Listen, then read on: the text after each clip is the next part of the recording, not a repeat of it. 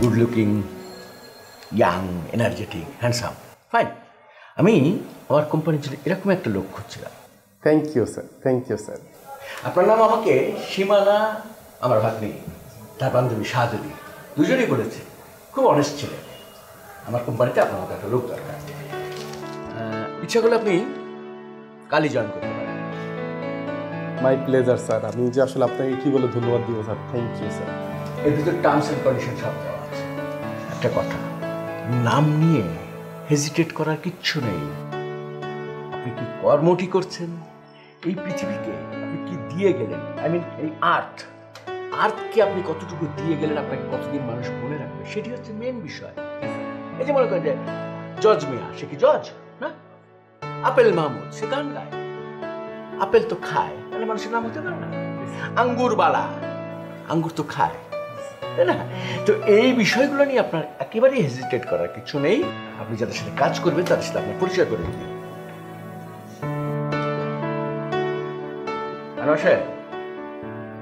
আপনি নীলা আর ইকবাল সাহেবকে নিয়ে একটু আমার রুমে আসুন। বিষয়টি হচ্ছে কি জানেন, আমাদের তো বয়স শেষ। এই দুনিয়াকে, এই কোম্পানিকে যত কিছুই বলি দেওয়ার কিন্তু দায়িত্ব এখন আপনার। স্যার আমি সর্বোচ্চ চেষ্টা করবো sir. Thank you, thank you. আসেন,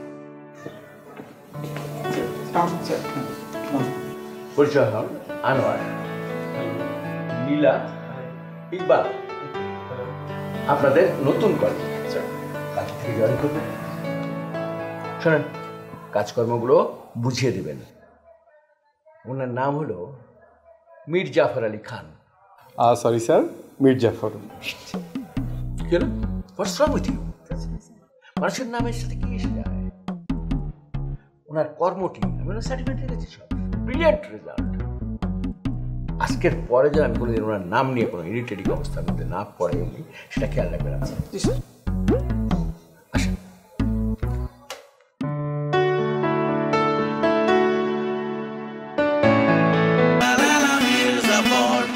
মারে, তোর চিন্তায় তোর বাবা একেবারে অসুস্থ হয়ে পড়েছে। দিন রাত চিন্তা করছে, ঠিক মতো খাওয়া দাওয়া করছে না। আমি কি করব মা? ছেলেটা খুব মেধাবী। সত্যি কথা বলতে আমি ওকে অনেকভাবে পরীক্ষা করে দেখেছি। এই যুগে এরকম সৎ ছেলে পাওয়া খুব মুশকিল মা। সবই তো বুঝলাম, কিন্তু এই ছেলেকে বিয়ে করার পর কি পরিস্থিতি তৈরি হবে একবার ভেবে দেখেছিস? লোকজনই বা কি বলবে? বলবে যে মেয়েকে শেষ পর্যন্ত মীর জাফরের কাছে বিয়ে দিয়েছি। তোকেও তো নানান জায়গায় বিব্রতকর অবস্থায় পড়তে হবে। আমি সব জানি মা, আমার পক্ষে ওকে ছাড়া সম্ভব না। ঠিক আছে, তুই ছেলেটাকে বল দ্রুত একটা কাজের ব্যবস্থা করতে, আর অ্যাফিডেভিট করে নামটা পরিবর্তন করে ফেলতে বল। আমি দেখি তোর বাবাকে কোনোভাবে বুঝিয়ে টুঝিয়ে রাজি করাতে পারি কিনা।